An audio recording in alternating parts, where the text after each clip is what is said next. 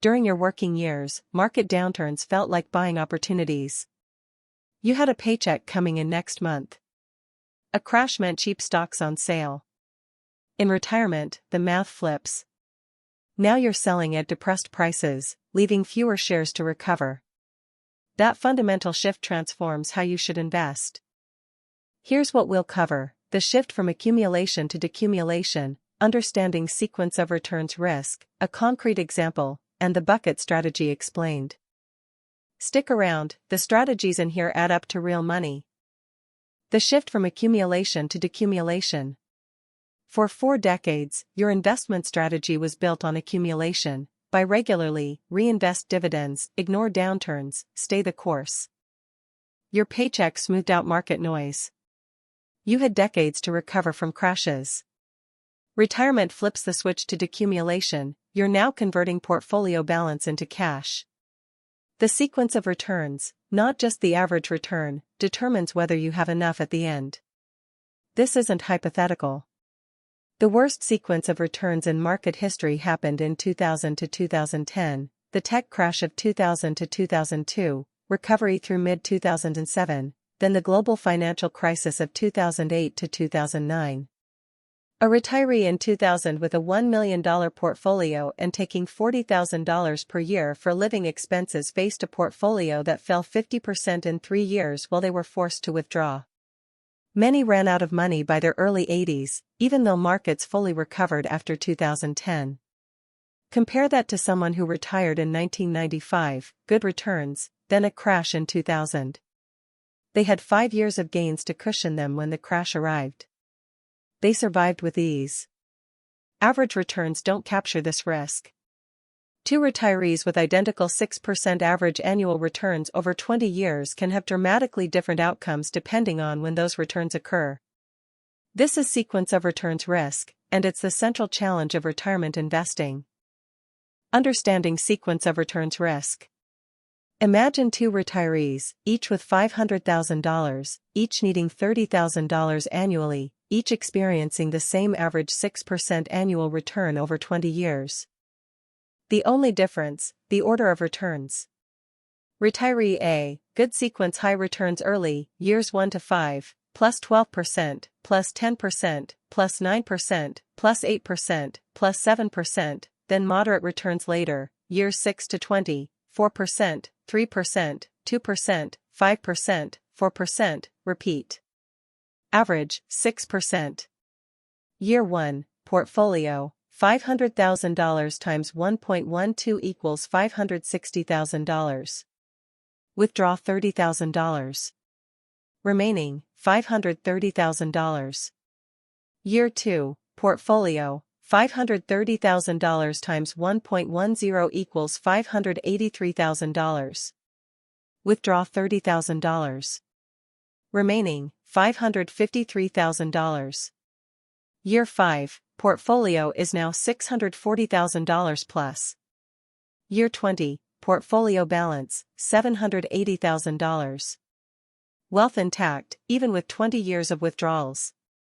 Retiree B, bad sequence, low/negative returns early, years 1 to 5, minus 8%, minus 5%, plus 2%, plus 3%, plus 1%, then high returns later, years 6 to 20, plus 12%, plus 10%, plus 9%, plus 8%, plus 7%, repeat. Average, 6%. Year 1, portfolio, $500,000 times 0.92 equals $460,000. Withdraw $30,000. Remaining, $430,000. Year 2, portfolio, $430,000 times 0.95 equals $408,500. Withdraw $30,000. Remaining, $378,500. Year 5, portfolio is now $280,000. Your base has eroded 44% in 5 years. Year 6 to 20, high returns arrive, but you're compounding on a much smaller base. The recovery is real, but the portfolio never fully recovers from the early withdrawals at depressed prices. Year 20, portfolio balance, $320,000. You've spent 20 years living on less than planned, and you're still short. Outcome, same 6% average return. Retiree A has $780,000 left. Retiree B has $320,000 left. The difference is $460,000, or 59% of their starting capital, entirely due to the sequence of returns. This is not a rare edge case. The period from 2000 to 2009 created a bad sequence for retirees. The 2020 COVID crash created a temporary bad sequence, followed by rapid recovery. The early 2020s have been volatile. Sequence risk is real, frequent, and devastating if you're unprepared. The bucket strategy explained. The bucket strategy is a simple, elegant solution. Divide your portfolio into 3 time-based buckets, each with a different asset allocation and purpose.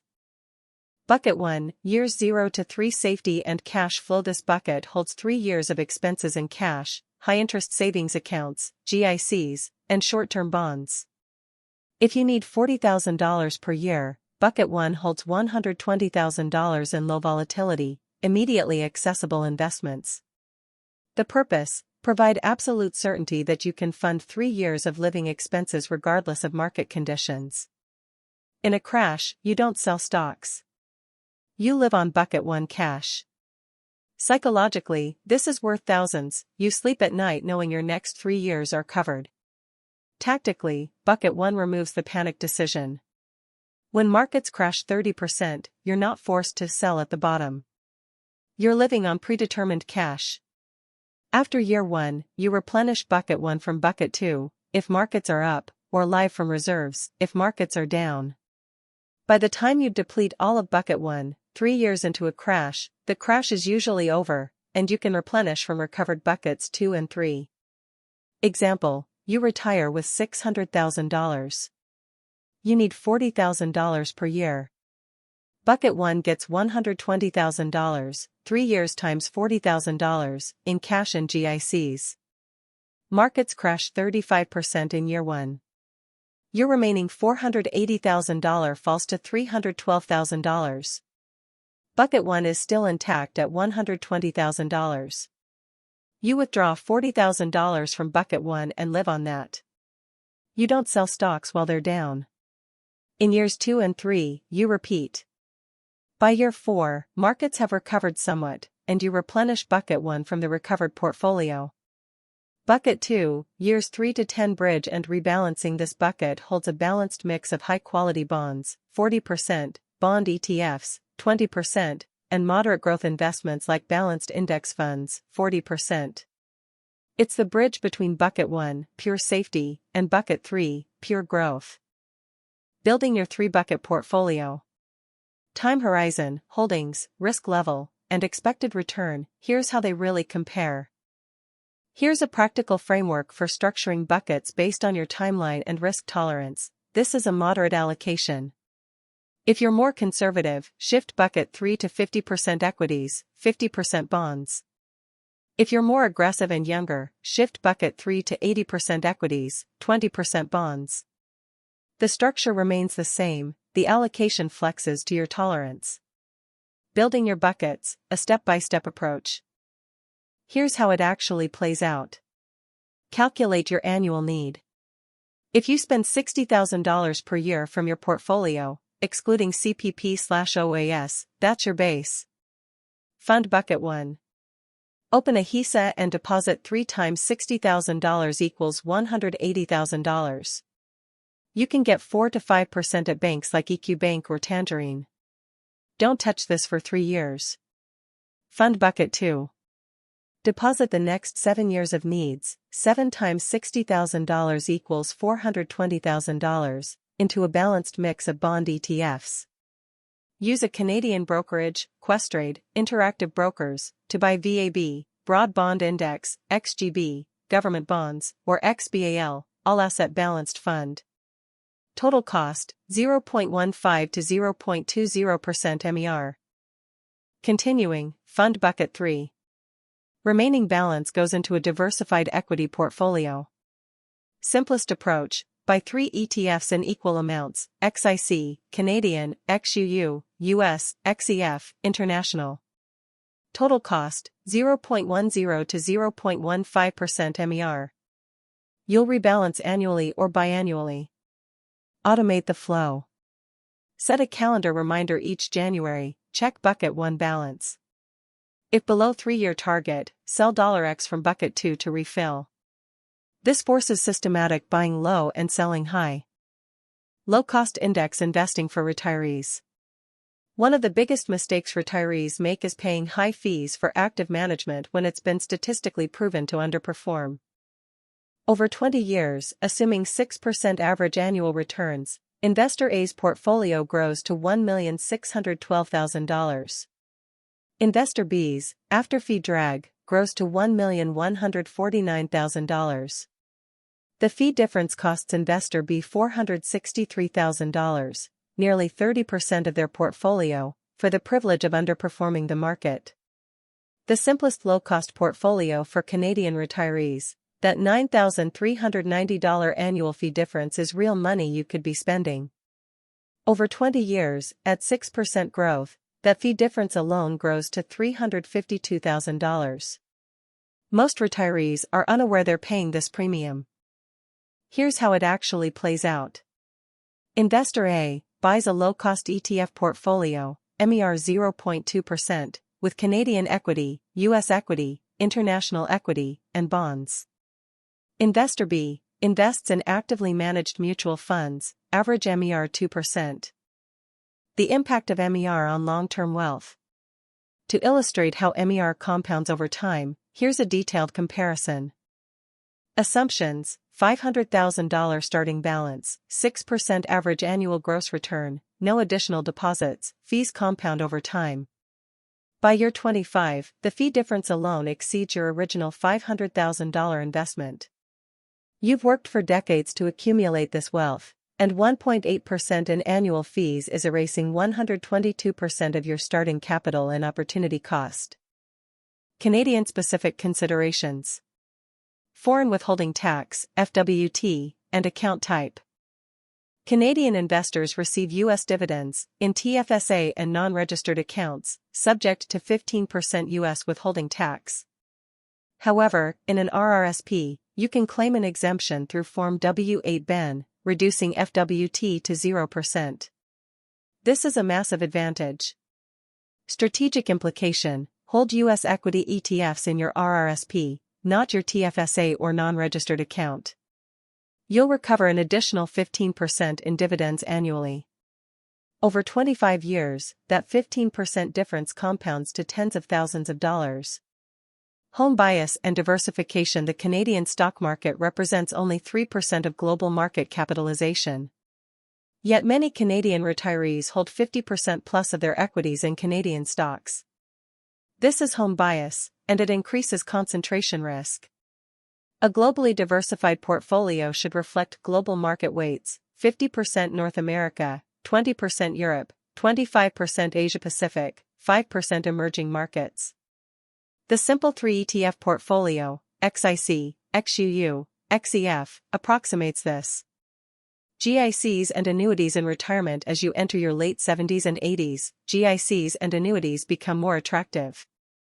A GIC, Guaranteed Investment Certificate, locks in a rate for 1 to 5 years, eliminating sequence risk entirely for that portion. An annuity converts a lump sum into guaranteed lifetime income. Many retirees use a hybrid approach: Bucket 1 in GICs, Bucket 2 in bonds and balanced funds, Bucket 3 in equities. As you age, 70, 75, 80, you gradually shift Bucket 3 into GICs and eventually annuities. This is not a weakness, it's a recognition that sequence risk matters less when your time horizon shortens. Sample bucket portfolios by risk tolerance. Choose the allocation that matches your risk tolerance and life expectancy. Choose the allocation that matches your risk tolerance and life expectancy. If you're retiring at 65 in good health, family longevity to 95 plus, the growth allocation makes sense. You need growth over 30 years. If you're retiring at 75, the conservative allocation is safer. Rebalancing is the engine of the bucket strategy. Without it, you're just holding a static portfolio and hoping for the best. Annual rebalancing protocol. Here's the order. Check bucket 1 balance. Should it be 3 years of expenses? If yes, move to step 2. If no, move to step 4, bucket 2 performance check. If markets were up, bucket 2 likely outperformed. Identify which holdings gained most, likely bonds in a down equity year, or equities in an up year. Sell the winners, refill bucket 1. Use the proceeds from selling bucket 2 winners to refill bucket 1 to the 3-year target. This forces you to sell high, if bucket 1 is intact. Review bucket 2 and bucket 3 allocations. If either has drifted greater than 5% from target, e.g., equities were supposed to be 25% but are now 30%, rebalance by selling the outperformer and buying the underperformer. This forces you to buy low and sell high mechanically, document and move on. Record your rebalancing. Don't overthink it. The discipline is more important than the timing. This discipline removes emotion. You're not deciding, should I buy or sell, based on headlines. You're executing a predetermined plan. Studies show that investors who rebalance systematically outperform those who don't, and certainly outperform those who market time based on fear and greed. Continuing, if bucket 1 is intact. Document and move on. The psychological power of buckets. Beyond the math, buckets work because they're psychologically powerful. When the market crashes 30%, the news is terrifying. But you look at your bucket strategy and realize, here's the order, bucket 1 is untouched. You have 3 years of living expenses guaranteed. No panic needed, bucket 2 might be down 15 to 20%. But you won't touch it for 3 to 7 years. Time heals market wounds, bucket 3 crashed hard, but you're not touching it for 10 plus years. Historically, every crash has recovered within 5 to 7 years. You're riding this one out. This clarity prevents the single worst decision, panic selling at the market bottom. More retirees have ruined their retirement by panic selling in a crash than by any other mistake. Buckets prevent that by giving you a clear plan and psychological insurance.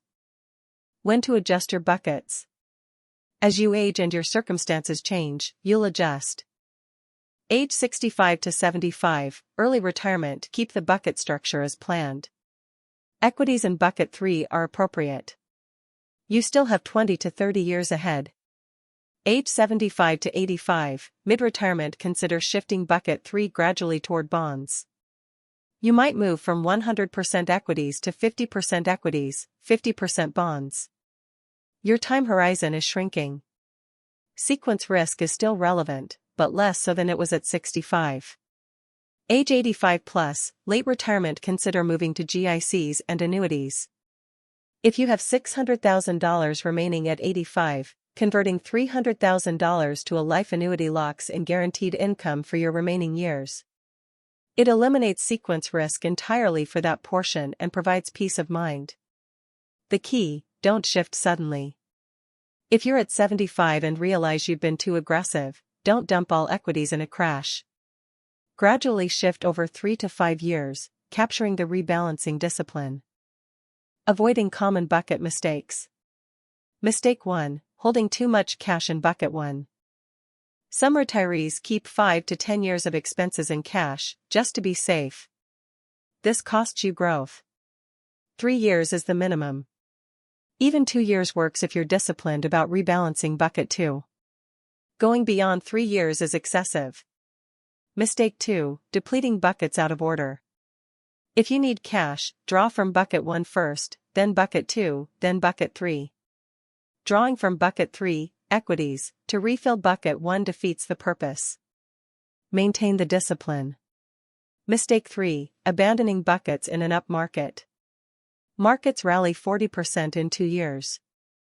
Bucket 3 is suddenly worth 70% of your portfolio, instead of 50%. Your first instinct, taxes. I don't want to sell and trigger capital gains. Resist this. Rebalance anyway. That's how you buy low and sell high. Small capital gains taxes now prevent large losses later. Mistake 4. Panic selling in bucket 3 during a crash. A 2008-style crash arrives.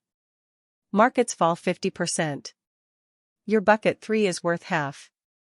Your instinct: sell and move it to cash before it falls further.